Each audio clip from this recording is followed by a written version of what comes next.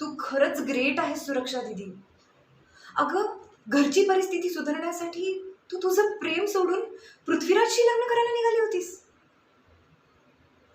आपल्या कुटुंबासाठी तू तुझ्या प्रेमाचा त्याग करायला निघाली होतीस. अगं, आयुष्यात प्रेमापेक्षा मोठं काहीच नसतं आणि पैसा तर नाहीच नाही.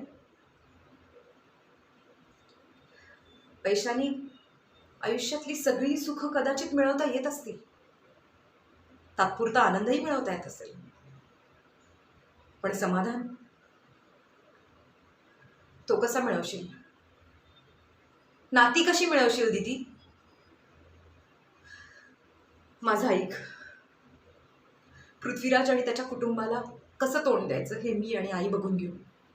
तू मात्र जा. तू जा आणि तुझं प्रेम परत मिळव. माझी शपथ आहे तुला.